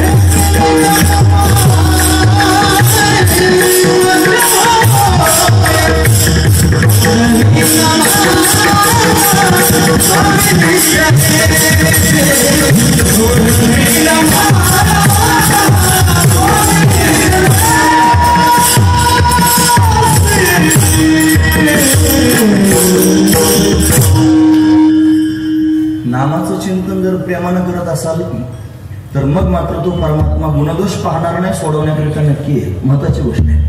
मग नामाचं चिंतनच प्रगट पसार आहे, सर्वांनी करण्यासाठी साधन आहे, फक्त प्रेमानं केली पाहिजे. मग आरंभी आवडी आदरे आले नाम कशाला म्हटलं? हे आदर शब्द त्याच्यात घातला ना माझ. हे आदरानं घेण्याचं नाम आहे, प्रेमानं घेण्याचं नाम आहे. प्रेमानं परमात्म्याचं स्मरण केलं पाहिजे. परमात्म्याला यावं लागतं मला सोडवण्याकरिता. तेवढ्या प्रेमानं नामचिंतन केलं पाहिजे. हा सोडवण्याकरिता येतो. हा त्याने मला संसारातल्या बंधनातून सोडवतो इथपर्यंत ठीक आहे. व्यवहारातले त्याने मला जर काही विशेष संकट आपल्या जीवनात आले तर त्यांना सोडवण्याकरिता सुद्धा येतो. फक्त प्रेमानं त्याचं स्मरण केलं पाहिजे. ज्याला नाव माहित नाही त्यानं फक्त स्मरण केलं तरी सोडवण्याकरिता आला. गजेंद्राला काय नाव माहित होतं थोडंच देवाचं. सगळं त्यांनी परिवार घेऊन गेला होता. तुम्ही ऐकतात ना सगळा परिवार होता. गजेंद्र नावाचा हत्ती आहे. त्याच्याबरोबर सगळा लावाचा माय महाराज. त्याच्या 2000 त्याला बायका आहेत म्हणतात. आणि त्यांनी महाराज मग त्या प्रत्येक बायकोला 2-2 मुलं आहेत. मग त्यांना पुन्हा त्यांनी महाराज 2-2 बायका आहेत. आणि परत त्यांनी नातवंड त्याला झाले ते पण 2-2 आहेत. प्रत्येक त्यांनी पत्नीच्या पासून त्यांनी झालेली मुलं. आता ते गणित नंतर करा तुम्ही किती झाडे असतील. एवढी सगळी त्याची त्यांनी फौज होती. या सगळ्या परिवाराला घेऊन त्या सरोवरात स्नान करणार. त्रिकुट नावाचा पर्वत आहे. त्याच्या पायथ्याला सरोवर आणि सरोवरात त्यांनी गेला आणि त्यांनी स्नान करू लागला. त्यांनी सोंडेत पाणी घेऊन आपल्या नातवंडांच्या अंगावर टाकू लागला. मग काय करो बऱ्याच वेळापर्यंत त्याचा तो जलक्रीडेचा त्यांनी खेळ रंगला. पण त्याच्यात एक मगर राहत होता. सगळं आता कथा लांब लचक सांगायला वेळ नाही ना. 15 मिनिटं माझ्याकडे. त्याचा पाय मगरीने त्यांनी पकडले. ओढाताण सुरू झाली. बऱ्याच वेळापर्यंत त्यांनी ओढाताण सुरू होते. पण त्याचा पाय काय सुटे ना मला. त्यानं त्याच्या मुलांना सांगितलं, हत्तींना बलदंड होते ना, ते म्हणजे माझा पाय पकडलाय म्हणले त्यांनी. कोणीतरी जीवजंतू आहे, मला तुम्ही सोडा म्हटलं की त्याची सोंड एकानं त्याची शेपटी एकानं सोंडीत धरली, त्याची शेपटी दुसऱ्यानं धरली. असं धरता धरता माळ तयार केली मोठी. आणि माळ तयार करून त्याला बाहेर ओढायला सुरुवात केली. काठापर्यंत ओढत आणायचे. मग तो मगर एवढा बलवान होता महाराज. असं जोरात ओढलं की सगळी माळची माळ आतमध्ये घेऊन जायचं. दिव्य 1000 वर्षांपर्यंत युद्ध चाललं होतं. काही केले हत्ती सुटत नव्हता. मग किती दिवस युद्ध करायचं. त्याच्या ज्या सुना आहेत ना सुना, त्या सुनांनी त्यांनी आपापल्या सोंडा सोडून घेतल्या महाराज. बरं सोडल्या तर सोडल्या काय केलं असेल, आपापल्या नवऱ्यांच्या कानात घातले. हत्तीचे कान मोठे असतात महाराज. नवऱ्याच्या कानात त्यांनी सोंड घालून त्या हत्तीच्या सुना सांगायला लागल्या, हे सांगते तुम्हा वेगळं निघा, म्हणजे तुम्हा वेगळं निघा, वेगळं निघून संसार बघा. तुम्हाला हत्ती कळतोय ना. कळण्यासारखा हत्ती आहे. चांगला हत्ती सांगतोय मी तुम्हाला. मग आपापच त्यांनी सोंडा सोडून सांगायला सुरुवात केली, वेगळं निघा म्हणे, वेगळं निघून संसार बघा. मग त्या ऐकलं म्हणत त्यांनी बायकांचं दिले. सगळेजण त्यांनी महाराज बाप्पाला सोडून दिलं, निघाले. नातवंड गेले, सुना गेल्या, मुलं गेले, सगळे गेले. सगळ्यांना जाता येतं पण एक व्यक्तिमत्व असं असतं त्याला जाता येत नाही. त्याचं नाव आहे बायको. नानालाच थांबते महाराज. ते आमचे भाऊ फार गोड सांगायचे. भाऊ म्हणजे वैकुंठवासी पंढरीनाथ महाराज देवकर. तुम्ही पाहिलं असेल महाराज. त्यांना फार दिव्य व्यक्तिमत्व होतं. आमच्या भागात त्यांना भीष्माचार्यच म्हणायचे. शिंगोटे राणा आले त्यांना विचारा. त्यांच्यासारखं व्यक्तिमत्व त्यांनी महाराज पुन्हा होणे नाही एवढा धडाडीचा असणारा महात्मा त्यांनी होता. जगाच्या समोर वाघासारखी त्यांनी डरकाळी फोडावी आणि सगळ्या लोकांनी थाप त्यांनी ऐकावं. एखादा माणूस जर झोपला ते झोपले काय असं लग एवढ्या माणसात म्हणायचं. ते सांगायचे महाराज. ते फार सुंदर त्यांनी सांगायचे. ते म्हणायचे हे असंच त्यांनी होत असतं. म्हातारीला त्यांनी थांबावंच लागतं. नाही इलाज असतो, इलाज नसतो, थांबावं लागतं. म्हणून तिला काय वाटतं काय हे त्यांनी फार ते जागेवरच धोत्रात सगळे कार्यक्रम करतात. सगळी घाण त्यांनी येते. ती नाईलाज असतो, नाकाला पदर लावून करत असते. मला महत्वाची गोष्ट आहे. भाऊ म्हणायचे एक मनुष्य होता, त्याला 4 मुलं होते. त्यांचे 4ांचे लग्न झाले होते. आणि त्या सुना त्यांनी काय करायच्या, आपल्या आपल्या नवऱ्यांचे मुलांचे कपडे घ्यायचे आणि धुणं धुवायला जायच्या नदीवर. आणि त्या गेल्यानंतर त्यांनी मला तिथं ते म्हाताऱ्याचे काही कपडे कोणी नेत नव्हतं. मग काय करायचं, त्या म्हातारीला न्यावेच लागायचे, नाईलाज असतो. आता त्या सुना नदीवर त्यांनी धुणं धुवायला गेल्या की त्याने आपापले पातेले तिथे ठेवायचे, खडकावर धुणं धुवायचं. सासूबाईनं पण तिथंच जायचं आणि गेल्यानंतर त्यांनी महाराज असं पातेलं तिथं पालथं करायचं आणि सुनबा त्या सुनांना ऐकू जाईल अशा शब्दात त्यांनी बोलायला सुरुवात करायची. एकतर त्यांनी महाराज असं पाणी हाताने त्या धोतरावर टाकायचं आणि मग पायानं धोतर धुवायचं असं असं भाऊ फार ऍक्टिंग करून दाखवायचे अशा आणि ते पाय हलवता हलवता त्यांनी म्हणायचं म्हाताऱ्याचं खात्यात, म्हाताऱ्याचं खात्यात. म्हणजे त्या म्हाताऱ्याचं खात्यात पण म्हाताऱ्याचं धूत नाही. म्हाताऱ्याचं खायचं काम चालू आहे पण त्या म्हाताऱ्याचं धूत नाही. महत्वाची गोष्ट आहे. आता ही धुते पण ती तरी कुठे हाताने धुते, ती पायाने धुते. म्हणजे तिला आदर नसतो पण नाही लाद असतो, करावं लागतं. सगळं असंच आहे. सगळे हत्ती निघून गेले, बायका शिल्लक राहिल्या. त्याही म्हटले आता याचं करायचं काय, म्हाताऱ्याचं काय, लोणचं थोडं घालायचं, हे मरणारच आहे कधीतरी, चला आपण सुद्धा. निघून गेल्या त्या सुद्धा, एकटाच राहिला. महाराज काय करावं, त्याच्या लक्षात आलं की मला आता कोणी सोडू शकत नाही. त्यानं स्मरण केलं महाराज भगवंताचं. होणं होईल तो ब्रह्मांड चालक, आपणची हात देई दहाके असं म्हटल्याबरोबर सोंडेत त्यांनी कमळाचं फूल घेऊन वरती भिरकावलं. आकाशाच्या दिशेनं भगवंताचं स्मरण करून फक्त स्मरण केलं तरी परमात्मा सोडवण्याकरिता आला. महाराज देवळावर बसून भगवान आला. कनवाळू कृपाळू भक्ताला गी मोही, गजेंद्राचा धावा तुवा केला मिठाई. धावतच कन्हैया त्यांनी महाराज आला. तो त्यांनी हरिरूप धारण करून आला, देवळावर बसून आला. सुदर्शन चक्र सोडलं, मगराचं मस्तक त्यानं उडवलं. हा इंद्रवंग नावाचा राजा होता हत्ती, तो त्यांनी महाराज त्या योनीतून मुक्त झाला आणि त्याला गरुडावर बसून त्यांनी घेऊन जाण्याकरिता निघाले. मगरातून एक मनुष्य प्रकट झाला, भुहू नावाचा गंधर्व आहे, भुहू गंधर्व. तो शापानं त्यांनी महाराज देवळ ऋषीने शाप दिला होता. ते स्नान करत होते, गेला त्यांनी पाठीमागून पायात डोकं अडकून त्यानं पाण्यात पाडलं. त्यानं राग आला. ते म्हणजे मगरीसारखा येऊन त्यांनी भीती दाखवतो, जा तुला शाप देतो, मगर होशील. म्हणून तो हुहू नावाचा गंधर्व आहे. दोन देवलोकात दोन गंधर्व आहेत. एकाचं नाव आहे हा आणि दुसऱ्याचं नाव आहे हुहू. हे हा हुहू कशा करत आहे, हे विनोद करण्याकरिता आहेत महाराज. ते मग सर्वांना हसवण्याकरिता. आजही लोक त्यांनी फार हसायला, लोक काय रे हा हुहू लावलंय, की माहित नाही लोकांना काय हा. पण ते गंधर्व आहेत दोन, त्यांची नाव आहेत महाराज. त्याला शाप प्राप्त झाला, तो मगर झाला होता. याला त्यांनी गरुडावर घेतलं, घेऊन जाण्याकरिता निघाले भगवान. तो त्याच्यातून त्यांनी तो प्रगट झाला महाराज. तो हुहू नावाचा गंधर्व. तो म्हणला तुझ्या भक्ताला म्हणून घेऊन चाललास काय रे, मला इथं ठेवून चाललं. देवावर भांडायला लागला महाराज. तो काय समजतोस म्हणे स्वतःला, जरा काकडा म्हणत जाय म्हणे सकाळी उठून. देवाला म्हणला म्हणजे का काकड्यात लिहिले मला कोटी ब्रह्म हत्या मुख पाहता जाते. तुझं तोंड पाहिल्याने कोटी ब्रह्म हत्या जातात, मी तुला पाहिलं नाही तर कसं, मला इथं ठेवून चाललास. आणि काय रे म्हणे नाथांचे अभंग पाठ करायला काय होतं देवा तुला. त्यांनी स्पष्ट शब्दात लिहिलंय हरिप्राप्तीशी उपाय धरावे संतांचे ते पाय. संतांचे पाय धरले की हरिप्राप्त होत असतो. हा गजेंद्र तुझा भक्त आहे, त्याचा पाय धरला म्हणे मी, कुशाल मला सोडून चाललास. देव म्हणला नकर बोले देवासी हसवाले, निंदा नाही स्तवन माझे केले. म्हणून त्यांनी त्यालाही आपल्या बरोबर घेतलं आणि भगवान वैकुंठाला घेऊन गेला. का झाला असेल तर फक्त भगवंताचं स्मरण केलं, सोडवण्याकरिता आला. महत्वाची गोष्ट आहे. अजून अनेक उदाहरणं मला तुमच्या समोर सांगता येतील. तो परमात्मा सोडवण्याकरिता येतो, काही गुणदोष पाहत नाही. तो पशुयोनित आहे हे परमात्म्याने पाहिलं नाही, पण सोडवण्याकरिता आला. कुणाचे गुणदोष परमात्मा त्यांनी पाहत नाही. यानं द्रौपदीचा धावा त्यांनी ऐकला, परमात्मा सोडवण्याकरिता आला. कौरवे पांचाळी सभे माझी आणली, वस्त्रहरणे वस्त्रहरण करत असताना देव धावत आला आणि घाईघाईला त्यांनी महाराज नेसते लुगडी सोय झाला, स्वतःच त्यांनी लुगडी झाला. तिला सोडवण्याकरिता आला संकटातून. तिचे गुणदोष त्यांनी पाहत बसला नाही. नको बाहू केले पाप पुण्य असं तिने सांगून टाकलं. परमात्मा सोडवण्याकरिता आला. हा त्यांनी महाराज सर्वांना स्वीकारतो. प्रेम दिल्यानंतर शबरी जी भक्त आहे ना, तिचं सगळं चरित्र तुम्हाला माहिती आहे म्हणून सगळं मला सांगायचं नाही, आठवण करून द्यायचे. अखंड भगवंताचं चिंतन करते. मी न अहिल्या शापित नारी, मी न जानकी राजकुमारी, दीन राणीची बेडी शबरी, तुझ्या पदाचे अखंड चिंतन ही माझी साधना. रामा रघुनंदना, केव्हा येशील आश्रमात, या कधी रे येशील रामा रघुनंदना. आणि म्हणून त्यांनी मला तिचं ते स्मरण भगवंतानं जाणलं आणि या शबरीला भेट देण्याकरिता परमात्मा आला. केवढं प्रेम परमात्म्याच्या अंतःकरणात आहे. हा येत असतो महाराज सोडवण्याकरिता. या शबरीला त्यांनी भगवंतानं कृपा करून तिचं मस्तक आपल्या मांडीवर घेतलं. तिच्या डोक्यावरून परमात्मा हात फिरवतोय आणि परमात्म्याच्या सानिध्यात शबरीचे प्राण त्यांनी निघून गेले. तिला सद्गती भगवंतानं प्राप्त करून दिली. तिला सोडवण्याकरिता आला भावबंधनातून. महत्वाची गोष्ट आहे.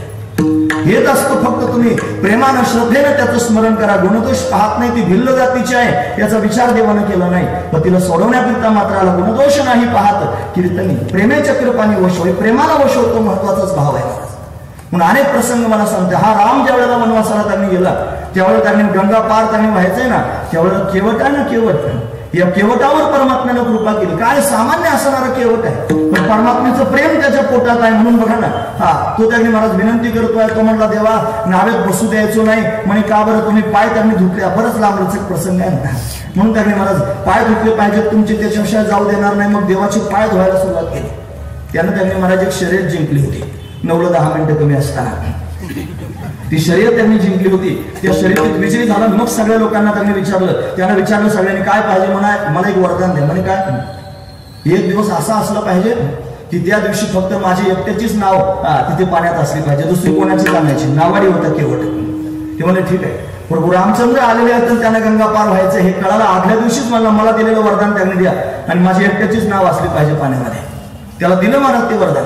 काय झालं माहिती आहे, प्रभू रामचंद्र आले, गंगा पार व्हायचे. विचारायला लागले का म्हणे, कोण मला पलीकडच्या बाजूला त्यांनी घेऊन जाणार आहे.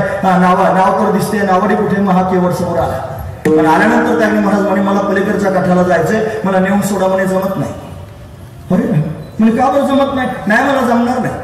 अरे तू असं काय करतो, तुझी एकट्याचीच नाव आहे, आज मला पलीकडे जायचंय, तू मला घेऊन चल. मला जमणारच नाही. अरे का बरं जमणार नाही ते तरी सांग.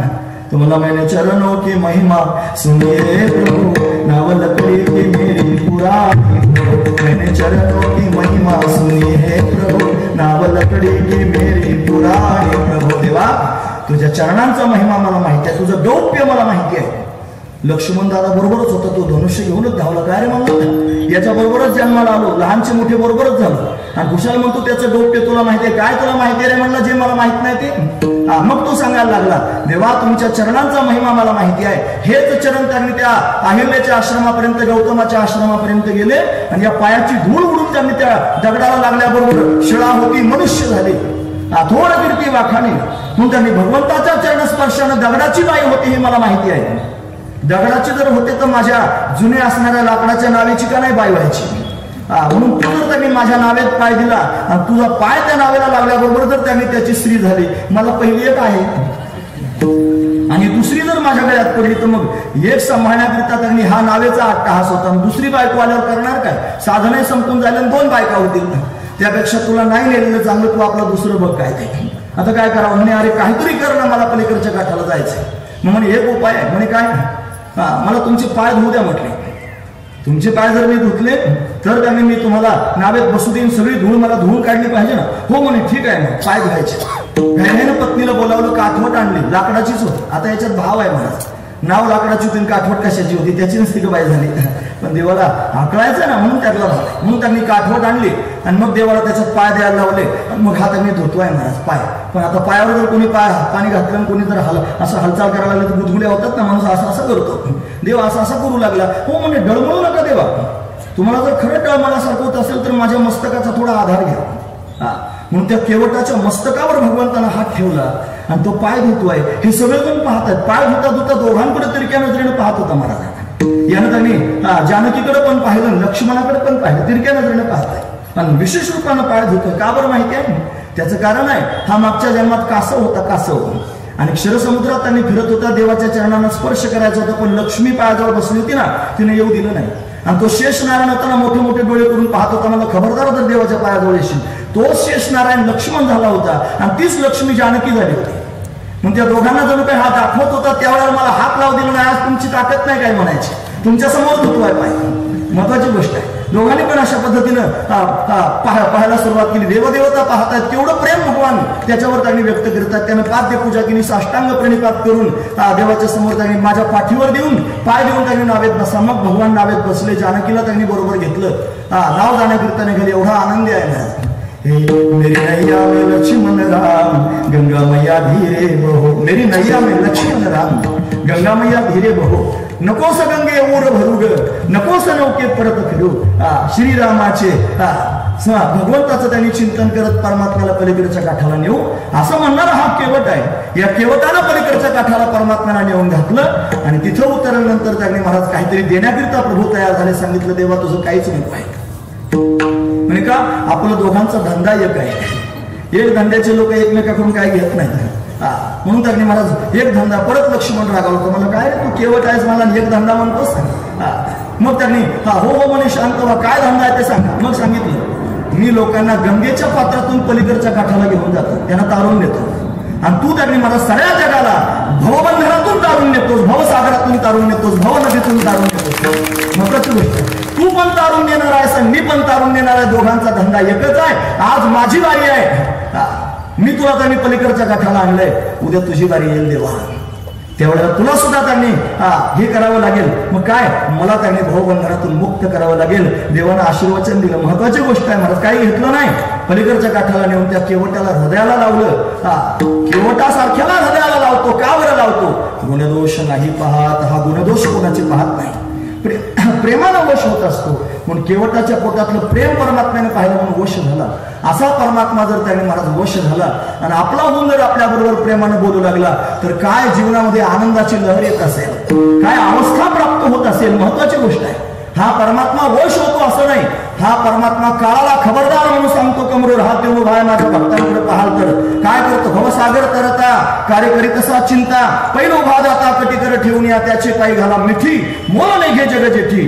भावा एकासाठी खांदावा ह्या पुढ्या म्हणून सोडवण्याकरिता येतो. सोडविने माझा स्वामी निश्चयसी प्रतिज्ञा आहे दासी केली आम्ही. मग तो आल्यानंतर काय अवस्था होत असेल भक्ताची, काय स्थिती होत असेल असं जर कोणी विचारलं तर मग अभंगाच्या शेवटच्या चरणात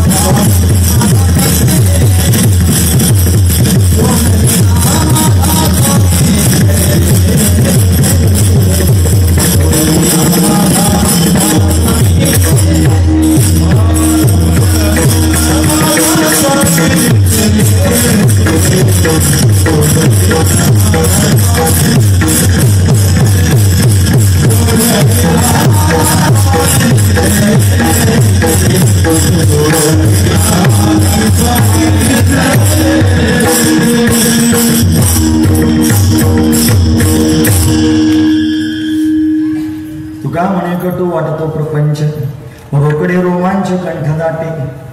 प्रपंच कटू वाटू लागतो. परमात्म्याचं दर्शन झाल्यानंतर, परमात्म्याचा साक्षात्कार झाल्यानंतर रोमांच अंगावर उभे राहतात, कंठ दाटून येतो. ही अवस्था जीवनामध्ये दिव्य प्राप्त होते. ती अवस्था प्राप्त करून घेण्याकरिताच एवढा अट्टास आहे. महत्वाची गोष्ट आहे. म्हणून नामाचं चिंतन करा, अशी अवस्था आपोआप प्राप्त होईल. याच्याकरिता दृष्टांत सांगण्याकरिता माझ्याकडे आहेत, पण आता निर्धारित वेळ अगदी बरोबर काट्यावर आलेलो आहे आपण. म्हणून आता त्यांनी बरोबर 9 वाजले ना, मग आता आपण थांबलोय पाहिजे. महत्वाची गोष्ट, पण तुमची ऐकण्याची इच्छा असेल तर एक प्रसंग सांगून थांबतो. तुम्ही ऐकणार आहात का? नक्की सांगू का? महत्वाचा भाग आहे. देव जवळ आल्यानंतर, देवानं आपलं म्हणल्यानंतर काय अवस्था होते महाराज, महत्वाची गोष्ट आहे. मला विदुर काकांचा प्रसंग डोळ्यासमोर दिसतोय. ज्या वेळेला त्यांनी महाराज या विदुरानं त्यांनी महाभारतीय युद्ध होणार आहे असं कळालं, त्यानं सगळं त्यांनी सोडून दिलं आणि वनात जाऊन राहिले. 12 वर्ष वनात त्यांनी राहिले. 13 वर्ष त्यांनी अज्ञात, 13वं वर्ष अज्ञातवासाचं होतं पांडवांचं, ते पूर्ण झालं. मग पांडव त्यांनी आले, दुर्योधनाला राज्य मागू लागले. दुर्योधन त्यांनी महाराज नाही म्हटलं द्यायला. मग काय करावं, शिष्टाई करण्याकरिता देवाला बोलवण्याकरिता गेले. मग देव त्यांनी येणार आहे, पण विदुर काका 12-13 वर्ष त्यांनी महाराज वनामध्ये कंदमुळं फळं खाऊन त्यांनी राहिले. एक दिवस खाऊन बघा बरं, उपवास धरून फळं खाऊन उपवास धरायचा जमत नाही महाराज. 13 वर्ष कसा उपवास धरला असेल. एवढे दिवस त्यांनी महाराज तपश्चर्या केली. दोघे पती पत्नीच आहेत. त्यांच्या पत्नीचं नाव आहे सुलभा आणि यांचं नाव आहे विदूर. विदूर शब्दाचा अर्थ काय होतो माहितीये? वि म्हणजे विषय आणि दूर म्हणजे विषयापासून जो कायमस्वरूपी दूर आहे त्याला विदूर म्हणायचं. आणि सुलभा म्हणजे काय? जी त्यांनी पतीच्या परमार्थाला सुलभ आहे अशी असणारी पत्नी सुलभा. अशी त्यांनी सुलभा आणि विदूर काका तिला विदुराणी असं म्हणतात. असे त्यांनी दोघे पती पत्नी भगवंताचं स्मरण करतात, एकमेकाबरोबर सत्संग करून विचारतात, का हो आपण त्यांनी कंदमुळं फळं खाऊन देवाचं स्मरण करतो, देव येईल का? पण देव आपल्याला भेट देईल का? देवाचं दर्शन आपल्याला होईल का? हे म्हणायचे होईल ना, नक्की येईल देव. देव भेटण्याकरिता येत असतो. देव कोणाचा आव्हान करत नाही. हो म्हणे येणार आहे, पण दुसरं मन परत तयार व्हायचं. म्हणे आला तरी तो राजाच्या घरी जाईल हस्तिनापुरात, आपल्या गरीबाच्या घरी कसंच आहे. हो म्हणे नाही येणार. परत म्हणायचे येतील, परत म्हणायचे नाही येणार. असं दोघांचंही त्यांनी बोलणं सुरू राहिलं. वाट पाहत होते रात्रंदिवस आणि तो दिवस आला महाराज की परमात्मा शिष्टाई करण्याकरिता रथात बसून त्यांनी आलेला आहे. देव सर्व गाव त्यांनी सजवला गेला. ढोल ताशे नगारे वाजतायत. सर्वत्र त्यांनी मंगलमय वातावरण आहे. आणि एवढं गाव सजवलेलं हस्तिनापूर विदुरकाकडे दुरून पाहिलं. म्हणे आज काय प्रकार आहे, कोणाला तरी विचारलं ग्रहस्थाला. त्याने सांगितलं तुम्हाला माहित नाही परमात्मा येणार आहे. तो त्यांनी दुर्योधनाला भेटण्याकरिता येणार आहे असं कळालं. घाईघाईनं त्यांनी महाराज आले, पत्नीला बोलावून आणलं. देव येणार आहे म्हणे बघायला. चल एका कोपऱ्यात उभे राहिले आणि वर राहून त्यांनी महाराज देवाकडे पाहत होते. रथात बसून देव आला होता. ढोल ताशे नगारे सगळे वाजत होते, पण देवाचं मात्र कशाकडे लक्ष नव्हतं. विदुर काका कोपऱ्यात उभं राहून हात जोडून त्यांनी भगवंताकडे पाहत होते. मनातली मनात म्हणत होते, देवा तू माझ्या घरी यावंस असं वाटत आहे. तू माझ्या घरी यावंस, घरी येऊन काहीतरी खावंस अशी माझ्या पोटात अपेक्षा आहे. आपण आता रथ मात्र त्यांनी राजाच्या घराच्या दिशेने निघाला. स्वतःच्याच मनाला समजून सांगितलं देव आता येणार नाही. मग पुन्हा देवाकडे पाहून बोलायला सुरुवात केली. देवा नाही आलास माझ्या घरी तरी चालेल. बघा बरं तुम्ही ऐकतात ना, सर्व महत्वाचा मुद्दा सांगतोय. नाही आलास तरी चालेल देवा, माझ्या घरी काहीच नाही खाल्लं तरी चालेल, पण माझ्याकडे एकदा डोळे भरून बघणार आहे. फक्त एकदा बघ. तुझं एकदा त्यांनी पाहणं सुद्धा माझ्या जीवनात फार महत्वाचं. एकदा डोळे भरून बघ देवा. सगळ्या जगानं त्यांनी महाराज विदुर दासीपुत्र म्हणून त्यांनी हिनवायचं. सगळ्या लोकांनी त्यांनी महाराज वंचित करून टाकलं. सगळ्या सुखापासून दूर लोटून दिलं होतं. असं ज्यांचं जीवन आहे असे विदुर काका आहेत महाराज. आणि त्या विदुर काकांच्या मनातली इच्छा आहे देवाने एकदा बघावं. हा भाव देवानं जाणला. देवाही शोधत होता महाराज. एवढे ढोल ताशे पण देवाचं लक्ष लागत नव्हतं. देवाही शोधत होता. तो आपल्या भक्ताला तिथं माझा विदुर आहे कुठे दिसतो का पाहता. पण कोपऱ्यात विदुर काका उभे होते. दोघांची नजरानजर झाली. नजरानजर झाला. एवढा आनंद झाला विदुर काकांना. देवानं नजरेनंच खुणवलं. इकडे या, इकडे या म्हटलं की धावतच विदुर काका समोर आले. आणि आल्यानंतर त्याने महाराज भगवान रथात उभा आहे. विदुर काका खाली आहेत. देवाच्या मुखाकडे पाहतायत. बराच वेळापर्यंत पाहतच राहिले. एक शब्दही बोलायला तयार नाही. देवानं ओळखलं की जोपर्यंत मी बोलणार नाही तोपर्यंत हे काहीच बोलणार नाही. पाहतच राहिले. आणि पाहता पाहता भगवंताच्या मुखातून शब्द बाहेर पडले विदुर काकांकरता. काका तुम्ही सुखात राहात ना, तुम्ही आनंदात राहात ना. हा काका गंभीर शब्द भगवंताच्या मुखातून बाहेर पडला. त्याचा परिणाम काय झाला माहिती आहे. हृदय भरून आलं महाराज. सगळ्या जगानं दासीपुत्र म्हणून मला हिरवावं आणि अनंतकोटी ब्रह्मांडाच्या नायकानं तोंड भरून मला त्यांनी काका म्हणून बोलवावं. केवढा दिव्य भाव पोटात तयार झाला. हो देवा मी सुखात आहे, मी फार आनंदात आहे देवा. असं ज्या वेळेला त्यांनी म्हणू लागले विदुर काका, दुसऱ्या क्षणाला देवानं सांगितलं काका मग ऐका, मला फार भूक लागली हो, फार भूक लागली. मी तुमच्या घरी जेवायला येणार आहे. मी तुमच्या घरी जेवायला येणार आहे.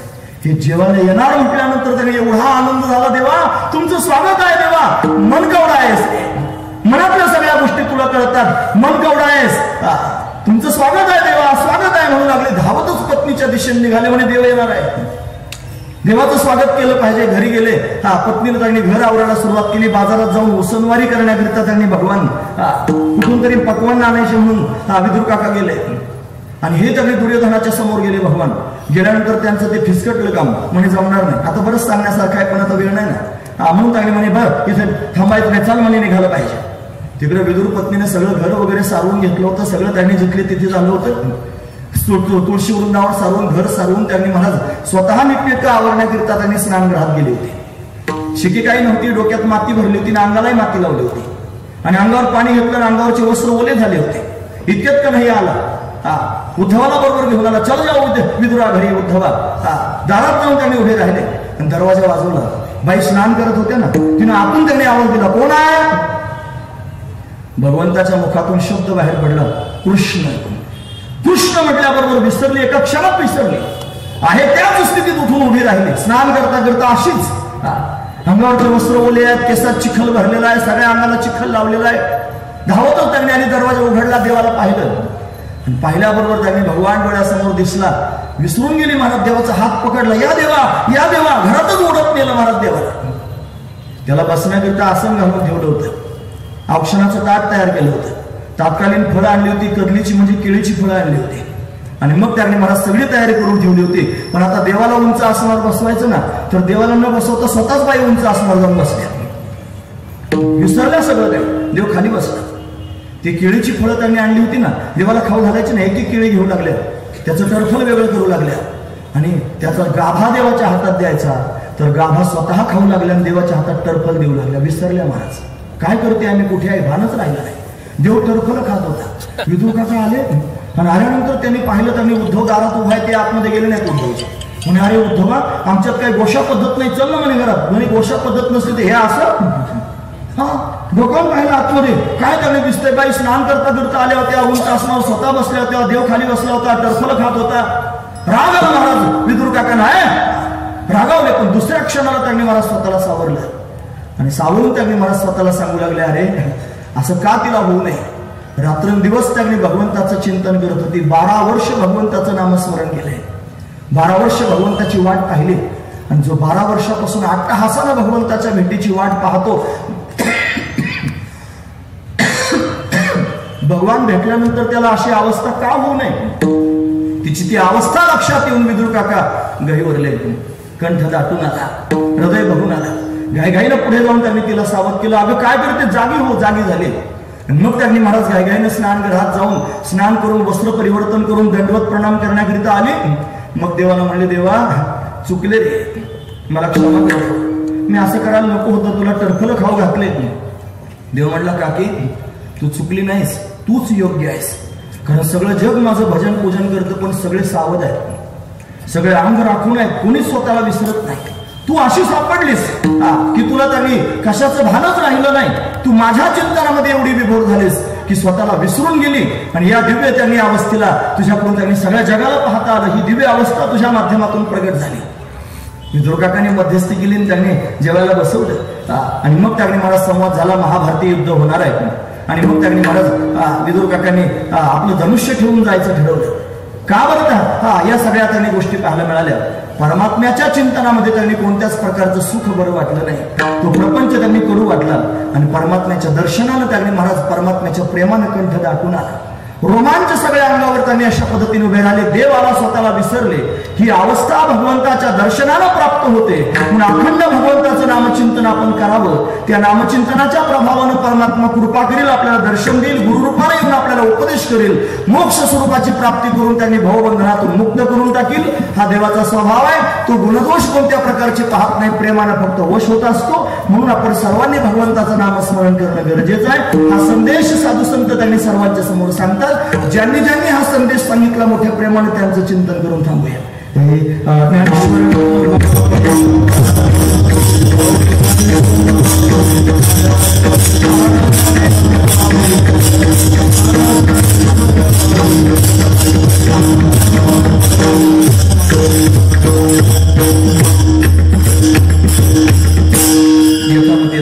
भगवंताची सेवा करण्याचा प्रयत्न केला. झालेली सेवा भगवंताच्या चरणी समर्पित करून याच ठिकाणी थांबूया.